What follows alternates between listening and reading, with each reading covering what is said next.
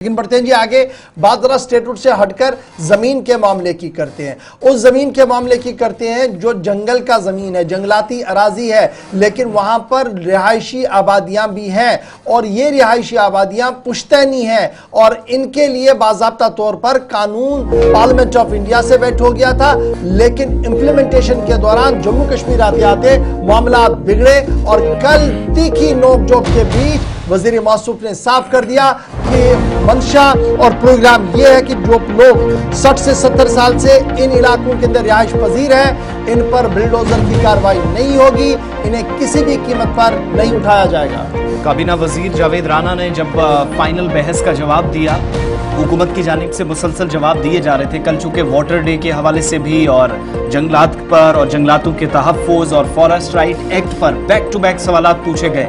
Bharatiya Janata party, Congress, national conference, तमाम लोगों ने अपनी अपनी बात रखी, लेकिन जब जवाब आया तो उसमें कहा गया कि फॉरेस्ट राइट एक्ट जिस पर भारतीय जनता पार्टी पीठ थपथपा रही थी कि उनकी तरफ से लाया गया, लेकिन मुतअद्दिद अराकीन ने खड़े होकर कहा कि फॉरेस्ट राइट एक्ट का सही नफाज जम्मू कश्मीर में हुआ ही नहीं है और जो असल में मुस्तहिक अफराद हैं उनको इस एक्ट के तहत आज के वक्त में अगर फायदा ना मिले तो फिर मौजूदा वक्त में भी हुकूमत पर सवाल उठेंगे।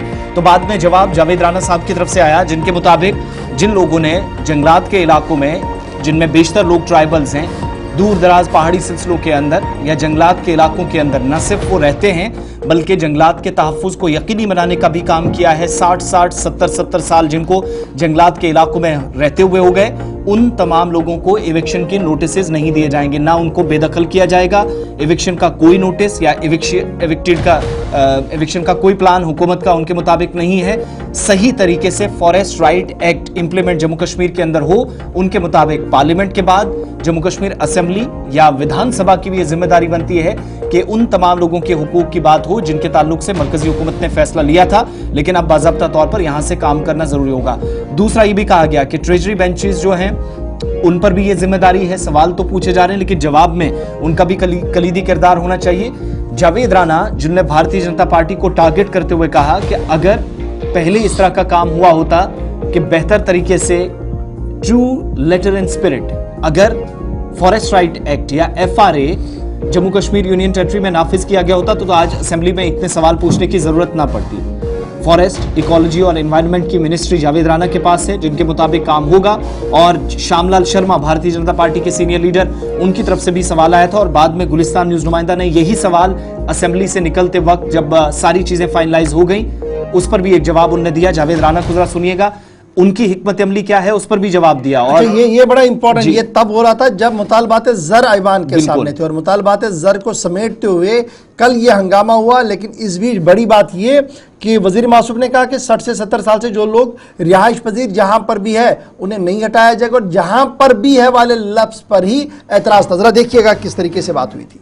देखिए ये यार वो क्योंकि बीजेपी का ये जो दोहरापन है वो सामने आया है। ये हमेशा लोग कैटेगरीज के लोग जो हैं, schedule caste, schedule tribe, other OBCs और डाउन टाउन कम्युनिटीज़ के हमेशा खिलाफ रहे हैं।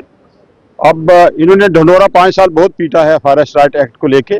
उसी को मैंने फॉरेस्ट राइट एक्ट की इम्प्लीमेंटेशन की बात की है कि वो एक्ट जो है इन लेटर इन स्पिरिट इम्प्लीमेंट होगा।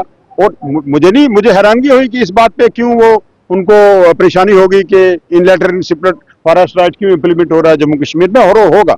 क्योंकि करनी और कतरी में तजाद रहा है।